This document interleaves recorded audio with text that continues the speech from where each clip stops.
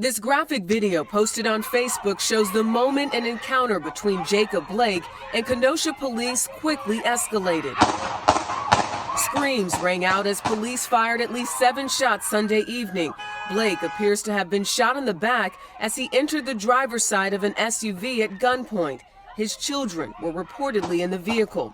It is unclear whether police believe they saw a weapon. After police shot 29-year-old Jacob Blake multiple times in the back at close range over the weekend. Blake's father on Tuesday said his son was paralyzed from the waist down. I understand protesting, peacefully protesting. That's fine. Go for it. Peacefully protest. But don't burn down buildings. Don't break windows. And don't mess up other people's stuff. In one video, a crowd pursues a man carrying a rifle, whom they believe shot someone moments earlier. The armed individual falls to the ground and appears to shoot at those approaching him at close range.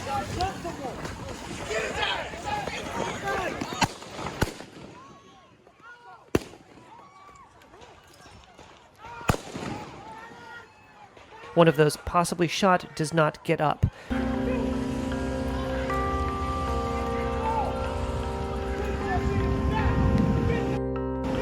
At no time before have voters faced a clearer choice between two parties, two visions, two philosophies, or two agendas.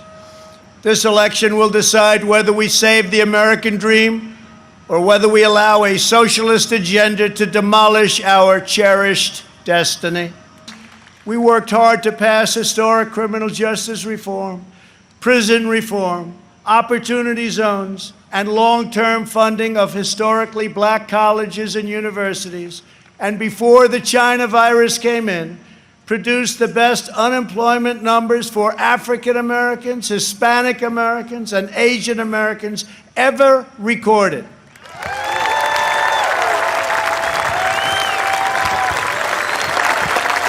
Following the science, Joe Biden wants to inflict a painful shutdown on the entire country. His shutdown would inflict unthinkable and lasting harm on our nation's children, families, and citizens of all backgrounds. The cost of the Biden shutdown would be measured in increased drug overdoses, depression, alcohol addiction, suicides, heart attacks, economic devastation, job loss, and much more. I think he views it as a political benefit. I had a quote here from Kellyanne Conway. She said, the more chaos and anarchy and vandalism and violence reigns, it's better for us. It's a very clear choice it presents for us. The problem we have right now is we're in Donald Trump's America. I'm Barry Gordon. And I'm Andre Coleman, ghetto style. And this is NewsRap, live at 5, special edition, 1 hour. Let's do it.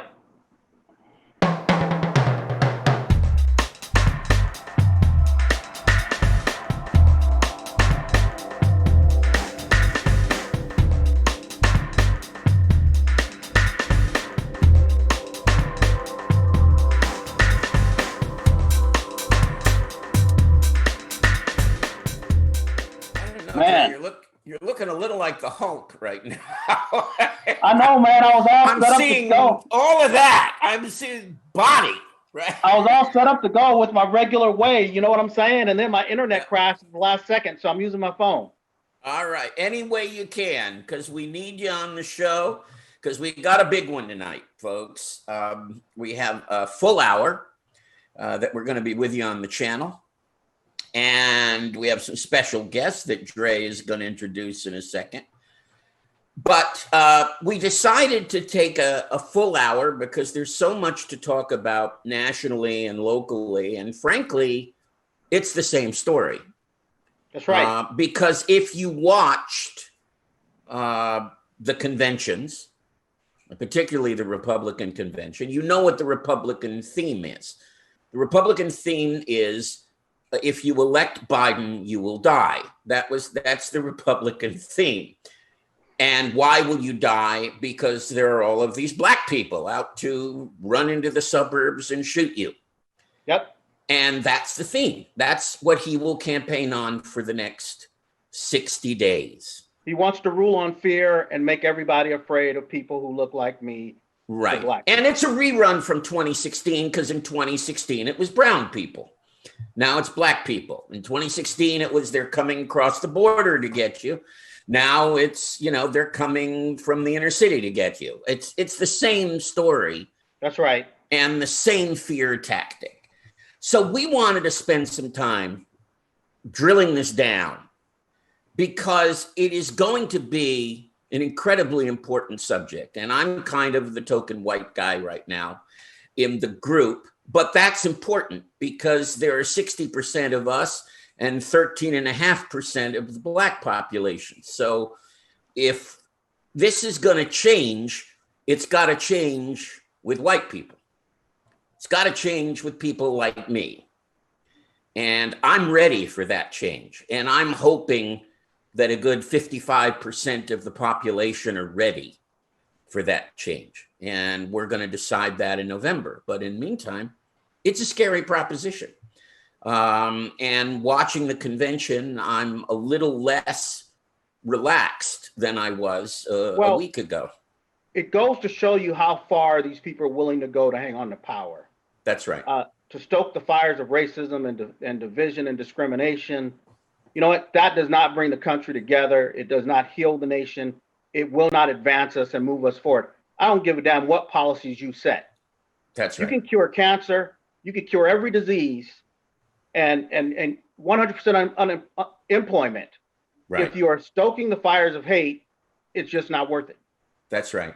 So we're going to spend the hour talking about this, and we're going to be talking about it both from the national perspective and the election perspective, but also, obviously, as you all know, we're having our own issue right here in our city and with the shooting of Anthony McClain. And so we're going to get into that a lot, and Gray is going to introduce our panel. Well, joining us this week, and he was here last week. First off, the host. He's been here a lot. When you're not here, he's here. So, well, that's true. That's right. James Farr is back with us. Yeah. Welcome, and James. The second guest, I have known him actually since I was about 7 years old. He used to hang out with my older brothers. So I go way back with the Northwest Commissioner, Alan Shay. Yes. Gentlemen, welcome to the show. Thank you, Andre. Alan, it's great to see you. Thank you so much for joining us. Thank you, Barry. Thank you for the invitation. So, Jacob Blake, George Floyd, Breonna Taylor, Rayshard Brooks, those names were never said in the 4 nights of the Republican convention, I don't believe, were they? Well, why would he say them? He doesn't want to bring attention to that kind of violence. He doesn't want to bring attention to the plight of African Americans. I know. And there were some African Americans on the show, on the convention, and and talked about Trump. Not just Ben Carson. There were a few others, but very few others. But the message seems to be that there's no differentiation. Look, I can understand if you don't want people, burning down someone's business. I can understand that. Black business, white business, you don't want people burning down a business. You don't want people destroying.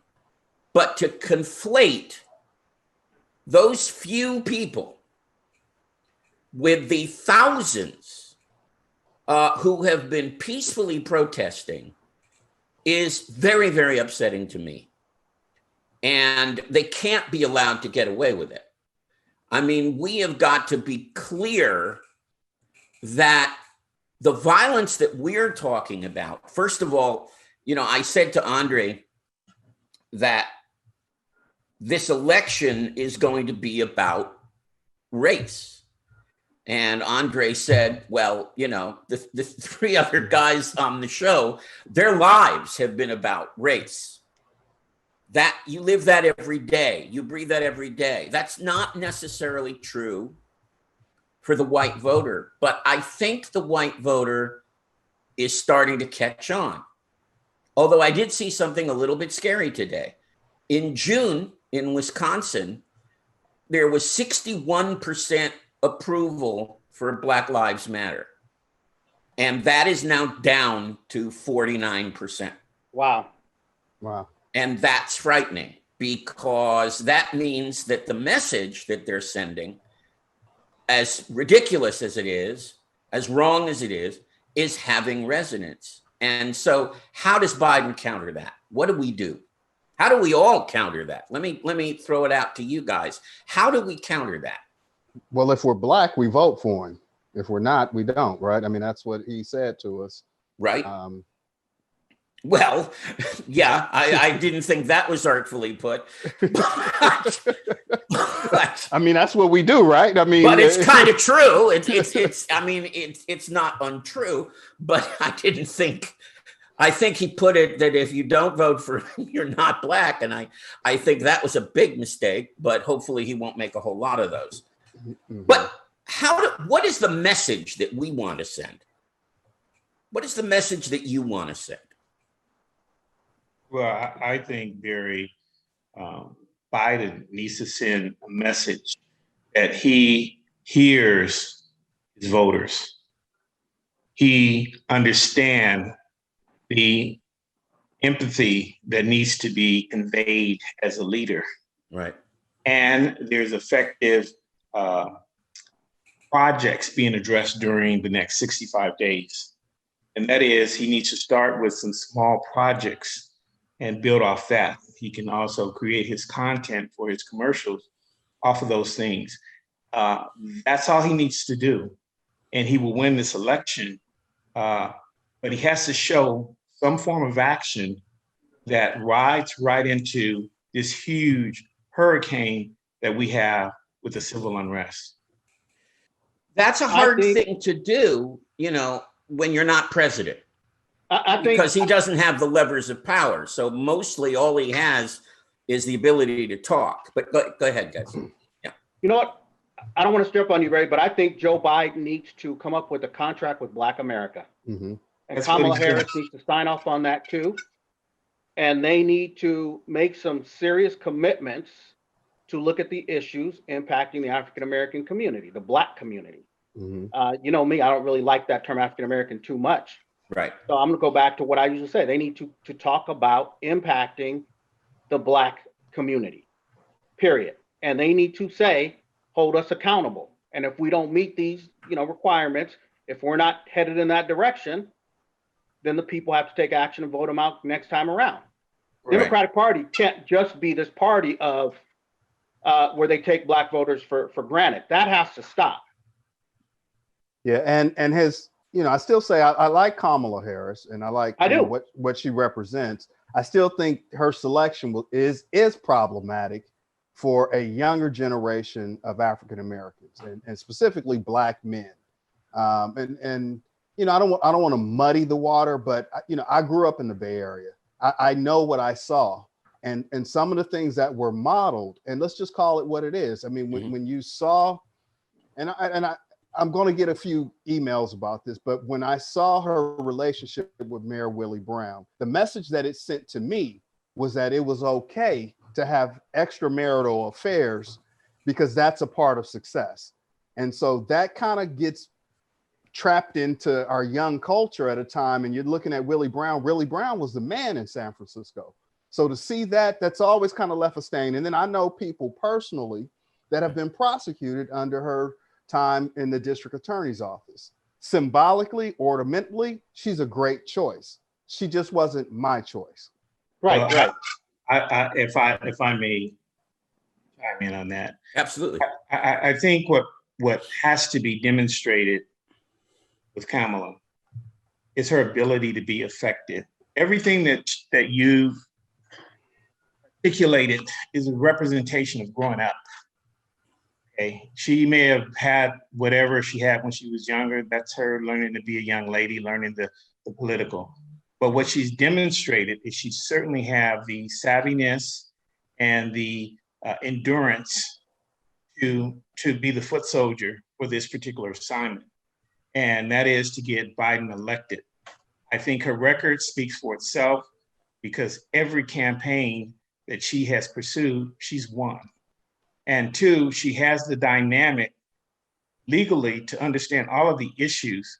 And if there is a evolution of adjusting to the particular popularity of the society, I think she's available to do that. She's able to do it. And I say this because a lot of people ride her back because of some of the heavy legislation that was implemented early on. But all of those things, if I may say, James, were a result of what was going on in the mid 80s. And Andre, which he knows because we grew up together, the 80s, especially mid 80s, 85 to 95 was quite a challenging period that society probably needed a heavy hand legally to get control. And the target, unfortunately, was the Black community. Well, I think that's a great point, because the 80s was the time of the so-called broken windows policy. And the war on drugs. Right, in cities, and the war on drugs. And so all of that was going on. But, I watched the cold open today, and there was a long clip from Donald Trump. I don't know if I would have picked the clip that Josh did, but he was being fair, he was being objective, and that's okay. But he played the clip of, ironically, Trump while he's talking about the hellscape that's coming at us in the suburbs. Invasion of the suburb snatchers. I don't know what this is, but while he's talking about that, he also devoted a lot of time to saying how much he's done for the Black community. He's talked about historically high levels of HBCU funding. He talked about the lowest unemployment rate. What I'm asking is that going to have an impact on Black voters? Barry, ain't nobody trying to hear all that madness and all that mess. We've heard it before. All right, this is what it comes down to. And I think my colleagues are going to agree with me. Black people have a pretty good BS meter. We know when somebody is pissing on our shoes and saying it's raining outside. And nobody, and I'll let them speak for themselves. Nobody I know, no Black person I know, believes Donald Trump did more for Black people than any other president. Well, let me throw this into the mix. MSNBC had an interview. They're going, around to the battleground states, and they had a guy named I think it was DeAndre Jones, Black man, young Black man, who basically said he had not decided who to vote for. This was in Grand Rapids, Michigan. He hadn't decided who to vote for, that he didn't think anybody was addressing the real issues of Black people. Now, I listened to the Democratic convention and I heard a lot of addressing. I don't know if I heard a lot of specifics. I agree with James on that. But I heard a lot of addressing, of dealing with systemic racism, of dealing with police reform, of dealing with a lot of the issues. And yet that man is undecided. So there might be a bunch of those folks out there. I mean, I've talked to a mutual friend of ours who sometimes comes on the show, who's on the other side of the political fence.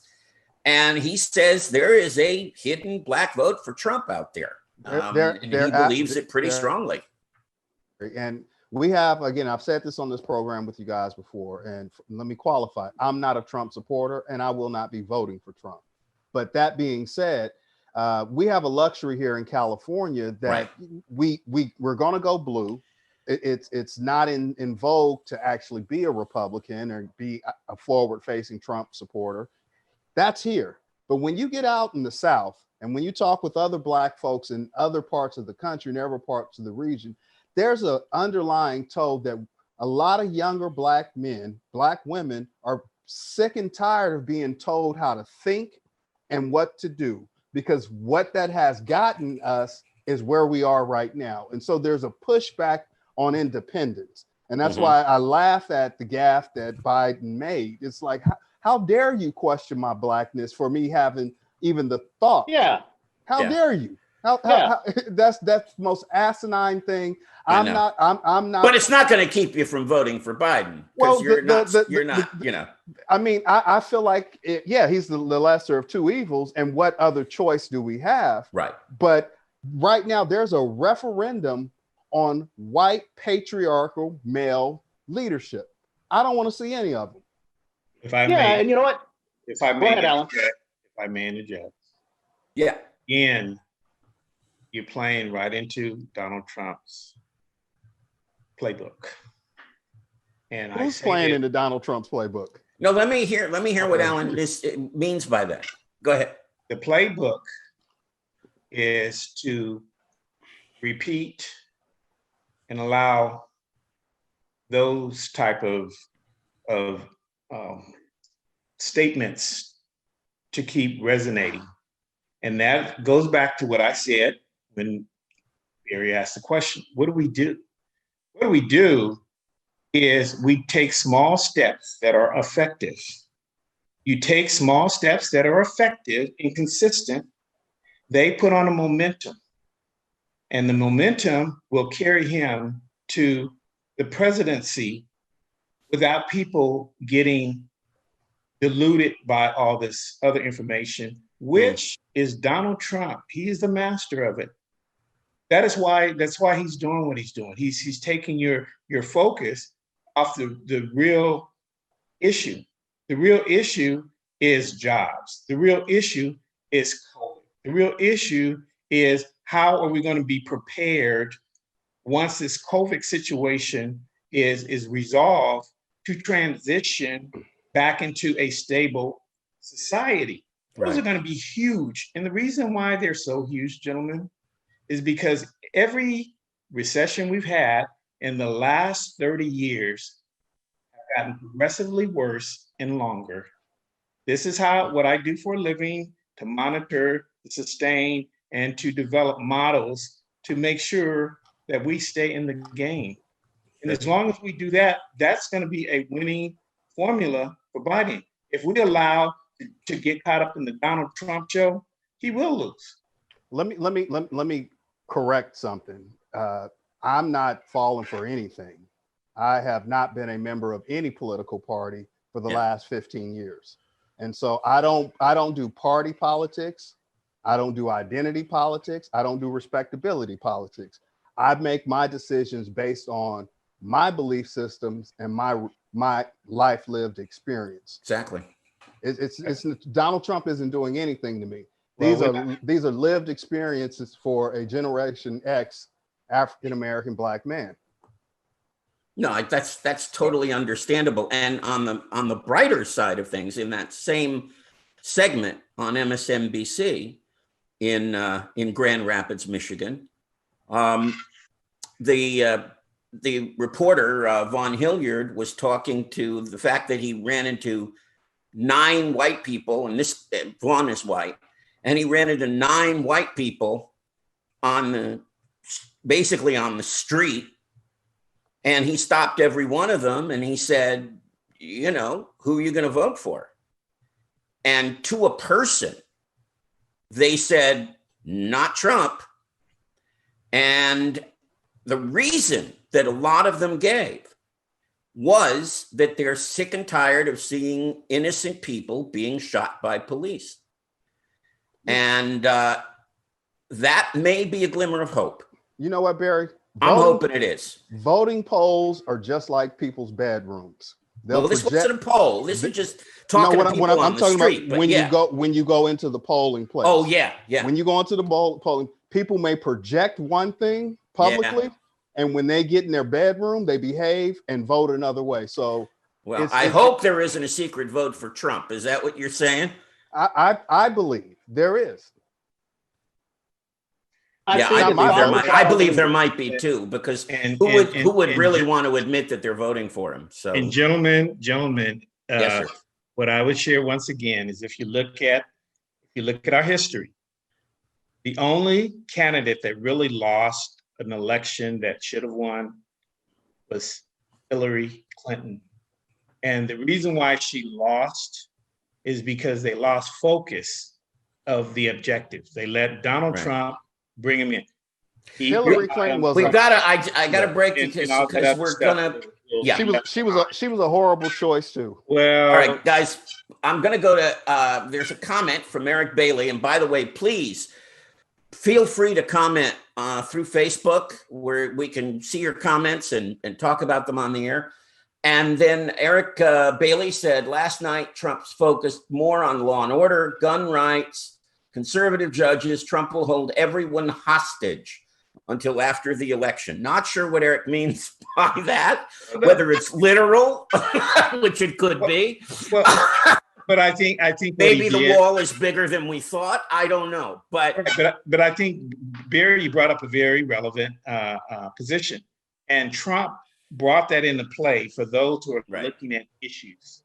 Okay, and what is his ability to articulate some issues to give them comfort that he knows what to watch out for. Yeah, he did. And we're going to go to, we're going to go to part 2. So, Dre, did you have something you wanted to say? Probably. Yeah, just real quick. All right. You know, when you talk about these secret voters, there were supposed to be secret voters who weren't going to vote for Barack Obama, too. And look what happened. Yeah, right. That's true, too. All right. We're going to go to part 2, and we're going to do that by going to the local brief right now. And when we come back, we'll have this panel. And we're going to talk about Anthony McClain and police reform and all of the things that are important to this conversation right here in Pasadena. This is your local news brief for Friday, August 28th, 2020. The Centers for Disease Control has changed its COVID-19 testing guidelines. As of this week, the CDC is excluding people who do not have symptoms of COVID-19, even if they have been recently exposed to the virus. The change to the guidelines has concerned some doctors and health experts because COVID-19 can be spread even if the infected individual is asymptomatic. Infectious disease physician Dr. Krutika Kupali believes this is potentially dangerous and that restricting testing to those exhibiting symptoms of COVID-19 means you're not looking for a lot of people who are potential spreaders of disease. The Pasadena Department of Health says that 11 new cases were reported Thursday, bringing the total number of infections up to 2,331. No new deaths have been reported, keeping that total number at 111. According to statistics released by Police Chief John Perez, the Pasadena Police Department confiscated 211 guns in the last year. Most of them have been taken from waistbands and people's cars. Upon learning of the number of gun confiscations so far this year, Councilmember John Kennedy has called for community-wide involvement in dealing with the situation. Pasadena Police Lieutenant William Greasafe said the trend of people carrying guns is likely a result of an increase in violence, and sadly, the outcome is not likely to end well. The increase in gun possession and the fatal shooting of Anthony McClain may prove to test Assembly Bill 392. The bill states that police officers can only use lethal force when the officer reasonably believes, based on the totality of the circumstances, that deadly force is necessary to defend against an immediate threat of death or serious bodily injury to the officer or to another person, or to apprehend a fleeing person for a felony that threatened or resulted in death or serious bodily injury if the officer reasonably believes that the person will cause death or serious bodily injury to another unless the person is immediately apprehended. McClain attempted to flee from police during a lawful detainment, but so far, there has been no implication that he made any threats. Monday's 8-hour City Council meeting ended with a unanimous vote in favor of a new Community Police Oversight Commission. According to the Pasadena Star News, to pull together the 11-member Civilian Oversight Commission, each member of the City Council is set to appoint a member, while another 3 members would be appointed by various community groups, such as the ACLU or the NAACP. The commission will also include an independent police auditor with limited subpoena power that will be hired by the city attorney's office but will report to the city council. Other details are expected to be hammered out by the city staff in the following weeks. The move for police oversight has gained momentum over the last several months with the death of George Floyd and, more recently, the police shooting of Jacob Blake and the death of Anthony McLean here in Pasadena. During the meeting, Vice Mayor Tyrone Hampton called for the firing of the police officer who fatally shot McLean. Although the Community Police Oversight Commission has been approved, some local activists say it's still not enough because the auditor's recommendations are not required to be followed by police officials. That's like one of our council members, just an empty chair. All right, we've got an empty chair there, but Dre, introduce part two for us, will you? All right, so we're back with James Farr and Alan Shay, Northwest Commissioner. Of course, Barry's here. I had some technical difficulties. My internet crashed on my computer right before the show. So I'm holding up my phone. I've been holding it up for almost an hour now, but I'm gonna keep going. So we're cool for right now. All right. Now we're gonna go into what's going on locally. Yep. And you know what, Barry, you've now seen some of the police footage of the shooting. I have. Officer involved shooting of Anthony McLean. And I just want to first give you a chance to tell viewers, tell us what you think. Well, we have an expert on that footage who's going to. This is your local. So I only saw the vehicle cam and officer 1 cam and officer 2 cam. Did it raise any questions at all? So I did not see. What I saw went very fast for me, right? Okay. I saw a kind of a very polite conversation with the driver. Mm-hmm.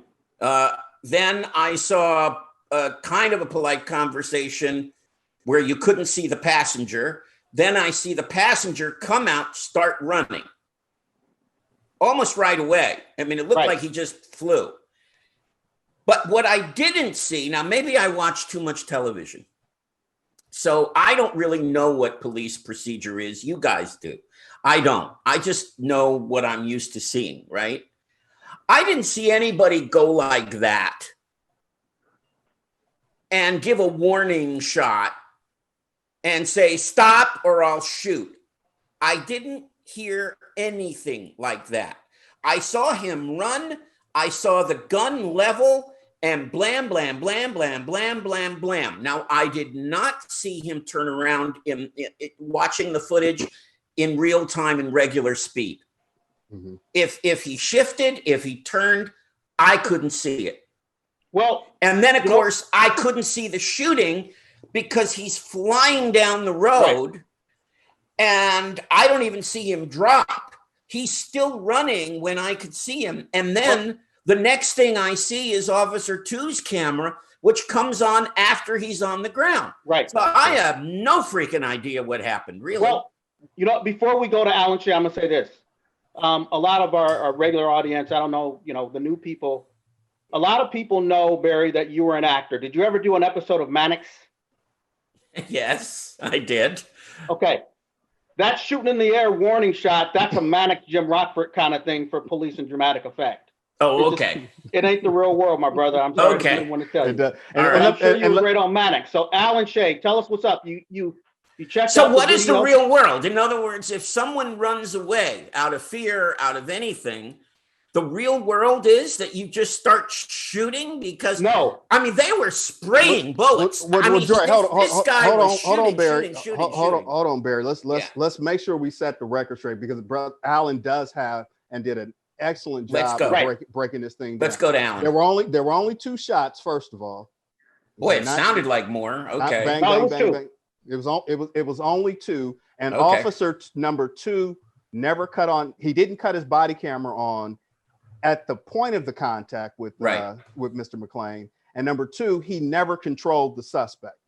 Right. He gave people get shot for reaching for their waistband, their wallet, their cell phone, and when Mr. McLean was, what I believe, adjusting his pants, the officer, that should have been a trigger to the officer. And I've talked to 15 police officers who've watched this video, and they all conclusively said they would have controlled the situation. It's not to say it would have ended any differently, but that is a trigger for them to take a different approach. I'll throw it back to you, Andre. There were only 2 shots. My gosh. Only 2. So Barry, I say all this, and I'm gonna jump to Alan real quick, but I say all that to say that no, they cannot just open fire, but the warning shot idea is what I'm saying doesn't have to happen. Doesn't happen, right? No, okay. no. So Alan. And AB 392 will be challenged in this one. Go ahead, guys. Yeah. Okay. So go ahead, Alan. Go, Alan. It's on you. Sure, gentlemen? Are you sure? Yeah. I want to make sure that the viewers. We're ready for you, man. The viewers can really appreciate what the Pasadena Police Department provided to the public. Okay. And more than anything, the beauty of this is the fight for body cams, because it tells the true story without contradiction.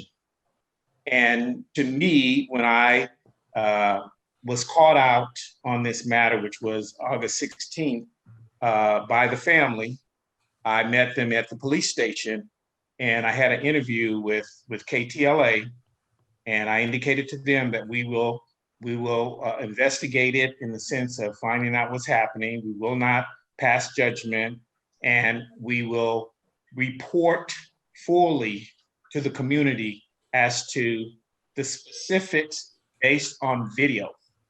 So I just wanted your viewers to understand how powerful the video is as things move forward, and as I share some of the information that allowed me to tell the story the way that I drew from each frame that was developed.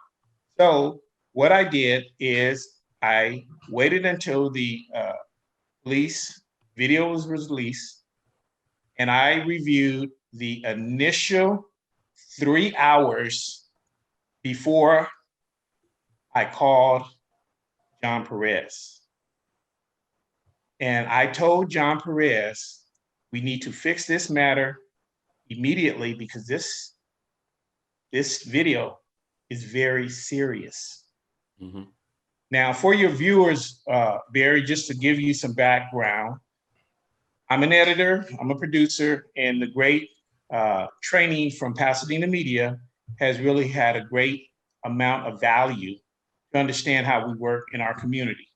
And so using that to make sure the story is told correctly and objectively added value, because what eventually happened was when I saw the video, I was able to see the initial contact with the passenger and the driver by the officer who approached the driver. Right. And at that point, he had his body cam on, which showed 2 people in the car, and it showed Anthony holding a cell phone with his left hand. Very clear, very obvious, was there. Okay. And you then could see the second officer on the passenger side approach the vehicle with his flashlight, because on the west side of the car, it was darker. On the right side, it was light, because the right side was getting the lights from the headlights of the police vehicle. Mm-hmm. And so it was very clear that there was significant light on that side.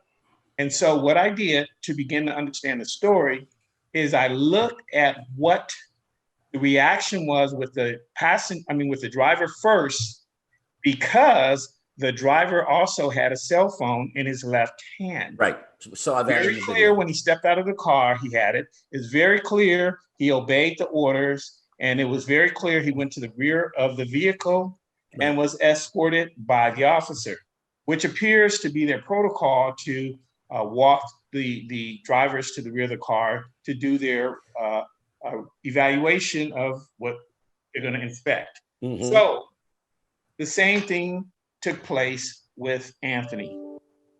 Anthony was told to step out of the vehicle.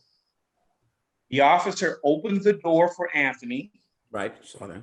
Anthony stepped up out of the car with his hands cupped with his cell phone, very clear to the officer, because the officer had 2 cameras on at the time. One was from the other officer who's at the end of the vehicle looking southbound on Raymond. Mm-hmm. He captured it on his video. Also, the vehicle from the officer's truck or car, whichever it was, also captured that exit of Anthony from the car. And it was a very easy, engaging process. Didn't have any appearance that there was any issues. There was nothing to suggest that the officer was threatened or uncomfortable. And again, you can see the officer is engaging Anthony with the way his posture was and the way his hand was held, because he never gave any instructions to drop what he had in his hands or to raise his hand up. In fact, both the driver and the passenger exit the vehicle in the same manner with their hands at their waist. So I looked at this, and then I began to say, okay, let's see if there's any break that would support that he had the ability to grab a gun. Okay. And so what happened was, when he turned to get ready to run, his hand where he had, his left hand where he had the cell phone, pulled the shirt up slightly, and you were able to see on one camera, it looked like a blur of silver and black. And on another camera, it appears to be an X. And so it was in dispute if someone sat down and compared those, but the officers ran with the blur and said that was a gun. And they said that the officer saw that gun, which neither one of the officers could have seen the gun, because that picture came from the front, and the officer who was administering Anthony was behind him, so he could not see that gun. And so Anthony took off, and as he took off, he kind of curved around to get around the car, because he ran north behind the car, made a U-turn and went south. And when he was heading south, because Anthony used to be a very fast, I would say he's probably a track player, a track runner, he realized his shoes were not tightened. So he stepped out. He maneuvered his shoes to step out of the shoes to expand his speed. That was why he stepped out of the shoes. And he looked over to see what that would do with the distance, because you can tell in the pictures that he's probably some 20 feet in front of the officer by this point. Yeah. There's enough clear indication that there was no way that he had a gun. And what confirms that he didn't have a gun was when he finally came to a stop, the second officer who approached Anthony while he was on the ground asked Anthony, "Where's the gun?" And Anthony's spontaneous statement was, "I don't have a gun." And that was clear. Who's going to make a spontaneous statement like that? And they've been shot twice. And once the camera in which the other officer had on him, he went back to the driver and had a conversation with the driver. And his statement was, "Oh, did you know your buddy had a gun?" And then he said, "What are you talking about?" He said, your buddy, he put a gun out on my friend and I saw it. And then the driver said, I heard that, yeah. Yeah, I didn't see a gun. All I saw was him running. That's a spontaneous statement that no one is going to be able to fabricate. And when I saw those things, it was clear that there was more to what was going on with it. So I continue to try and understand, why would there be more to it? So what I then looked at is, I said, well, let me make sure that there's no confusion as to the silver buckle. And that's what it was.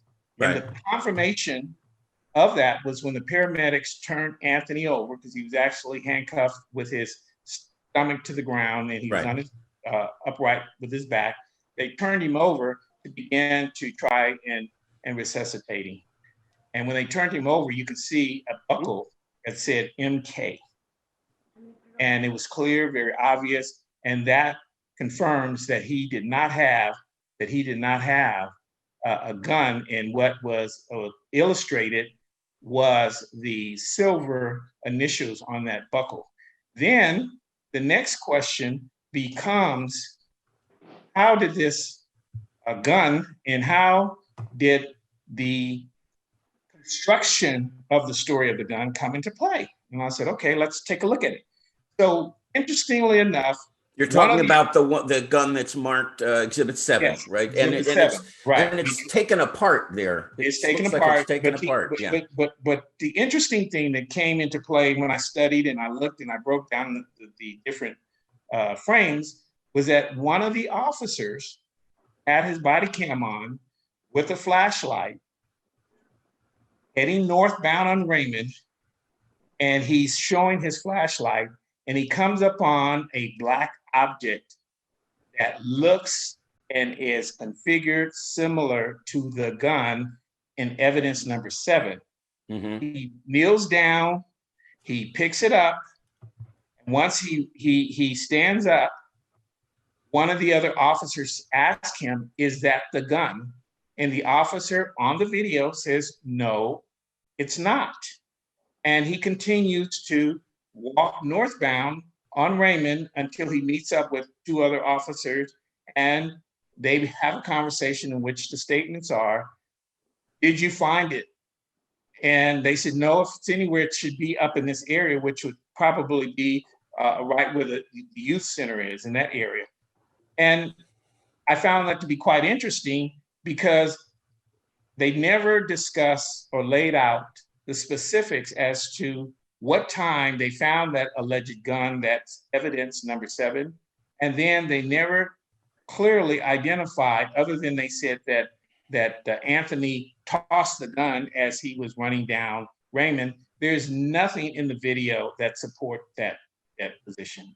Right. How are they explaining the eyewitness that they, because my understanding is that witness also gave a spontaneous response. And flesh that out, James.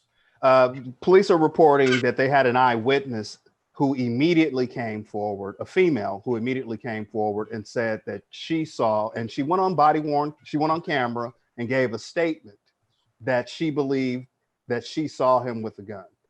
I don't believe that there was a gun there. Let me clarify that. But this is what an eyewitness apparently that they have on record saying. So how do we explain it being there? Well, if I may, upon getting a call from Miss Bailey, that is Anthony's grandmother in the family, mm-hmm. I told her that I would follow up with everything to give a very clear and specific answers as I learn of it. I was also referred to Trayvon.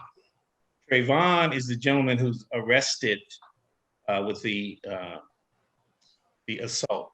He was the other, and so he was he was actually the second person on the scene when the shooting started, and ran over in the street and everything.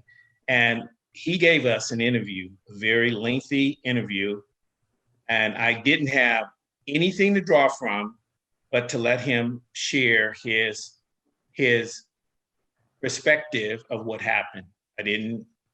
All I asked is, basic questions and let him give me the good, solid answer. So nothing was led. Then I get a call with Walter. Walter's also in the picture, and Walter was the first on the scene. He was the heavy kind of guy with the black shoes on who saw it.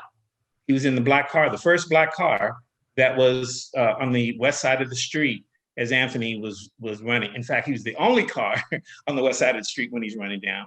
And Walter, that was Walter's car. Walter was there.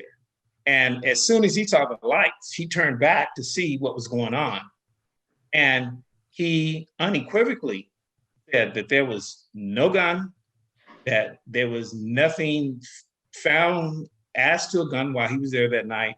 And clearly, that came as a secondary assertion. So are you saying that the police planted the gun? You're saying that, James. I didn't say that. I'm asking a question. I know, but I'm telling you what the facts suggest based on my interview and based on the video. Now, what anybody want to take from that, that's their choice and how they process the information. Well, what I'm hearing, you know, since I have to confess I'm a lawyer, but what I'm hearing is conflicting testimony from two different witnesses. One says there's a gun, one says there isn't. But I think that Dre last week raised a more important point, which was police procedure. And I mean, we can't just say that if there's a possibility of a gun, we just shoot people. I mean, there's got to be training, as Dre said, there's got to be training where they're taught to control a situation, or at least try to control a situation. There's got to be training of disarming people, you know? I mean, I don't understand how, look, with Jacob Blake, you know, we saw a film in the opening of our show where they're shooting into a car. You know, 7 shots. This wasn't that situation. Okay. Well, let me finish. But still, there's got to be an answer to this. And it is in police procedure, and I don't think the police procedure is up to what it needs to do. Go ahead, Alan. But we're running close on time. I know we are, and that's why I'm just trying to get to the end of this. The basis of this issue is really whether or not Anthony possessed a gun, and based on their own product, their own video. Right. The answer is unequivocally no. They're not. It's absolutely not. It was obvious when it was broken down. Right. And as to the process moving forward, Barry, as a Northwest commissioner, our position is to advocate and to bring forth advisory perspectives for the different departments for the city of Pasadena. That's another reason why we made the commitment to understanding and developing this, so we can have those answers for you and the community in the future. And that's how we're going to have to move forward. But at this juncture, the real important issue is for the city of Pasadena, the residents, and the people who are accountable to act responsibly. And that has not been done because Steve Mermel has had a demand made upon him to fire the 2 officers. And that hasn't happened, and he has not heard the voice of the community. Right. We've only got 2 minutes left, so I'm going to ask a question. I'm going to ask for your quickest answer on this, okay? We just passed a police reform measure unanimously at the city council. If that measure was in effect, would that be helpful to this situation or not? And just, I don't want to say give me a yes or no, but give me the shortest sentence you can as an answer. The shortest sentence to that would be no. The outcome would be that we would have a more effective way to process. And that has been the biggest problem, because we haven't had full transparency in the process. Okay, Dre? The answer is going to be no, and I'm going to go back to where I was last week. This is all going to hinge on the officer's decision to fire. Right. If he had a gun or not, it still comes down to, was he threatened? That's all it's going to come down to. Well, no, it comes down to, did he think he was threatened? Did he think? Yes. It does come down to, it comes down to mental state. So let me correct you. Before it would, because before it had to be reasonable. Now the DA can determine that the force was not necessary. Correct. That's true. So, that's true. James, what's your answer? Real brief. James, what's your answer? Truly threatened? Go ahead. That's it. As far as oversight, I'm gonna jump on you real quick, James. As far as oversight, there's nothing in the Oversight Commission or IPA that is preventative. It is all accountability after the fact. It would not have kept him alive. That's exactly what I was going to say. Unequivocally not. But I am thankful that, work like Brother Alan Shay has done on the Northwest Commission. Absolutely. I agree. And pressuring his council member who appointed him to that commission, and the time that it has taken to get him to actually vote for it, because he was adamantly against it. All right, we got to close this up. We did have a comment from Heavenly to you, James. She agrees with you. Voting is secret bedroom behavior. Hey. I'm not going to ask about what polling place you go to, but it must be a very interesting one. It's the boom, boom, Anyway, boom. that is it for us. My gosh, we could have done another hour. All right, folks. Thank you so much, Alan Shay from the Northwest Commission. Thank you, James Farr, our buddy from the Arroyo Channel, and it's always great to have you. Dre, I'm glad you made it, and you can get your finger away from the camera and rest your arm. All right, I'm Barry Gordon. I've been holding this up for an hour. Okay, I'm Barry Gordon. Still. I'm Andre Coleman. And this has been NewsRap Live at 5, a special Have a great edition. weekend. Thank you.